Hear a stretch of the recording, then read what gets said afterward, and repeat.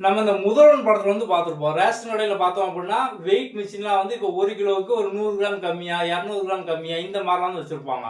So நமக்கு வந்து எக்ஸ்ட்ராவும் இந்த மாதிரி பார்த்தோம்னா கேட்பாங்க. டிஸ்ஹானஸ்ட் செல்லர் அப்படிங்கிற மாரி. ஓகே. இப்போ ஒரு கடைக்காரன் பார்த்தோம் அப்படின்னா வந்து 1 கிலோவுக்கு பதிலா ஒரு 100 கிராம் எடையை குறைச்சு 900 கிராம் வந்து குடுக்கான். இப்படி குடுத்தான் அப்படின்னா அவனுக்கு வந்து எவ்வளோ லாபம்? இப்படி பார்த்தோம்னா கேட்பாங்க.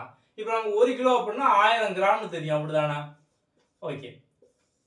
ஸோ இப்போ நம்ம கொடுக்கறது பார்த்தோம்னா 900 நமக்கு வந்து கொடுக்கலாம்.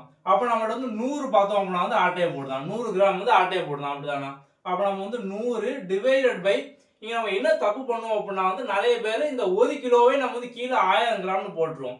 இப்போ நம்ம கடைக்காரன் நம்மகிட்ட வந்து எவ்வளோ கொடுக்கலாம் அதான் பார்த்தோம்னா கணக்கு. 900 கிராம் தான் பார்த்தோம்னா கொடுக்கலாம். அப்போ 900 கிராம் இன்டூ 100% நம்ம வந்து பெர்சன்டேஜாக நம்ம வந்து பார்க்க போகிறோம். ஸோ இந்த டிஸ்ஹானஸ்ட் செல்லருக்கு எவ்வளோ பெர்சன்டேஜ் லாபம் அப்படிங்கிறது.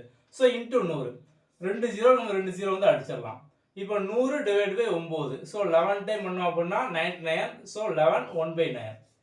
ஸோ அப்போ அந்த செல்லருக்கு பார்த்தோம் அப்படின்னா வந்து 11 1/9% பார்த்தோம் அப்படின்னா வந்து லாபம். அவ்வளோதான் சிம்பிள்.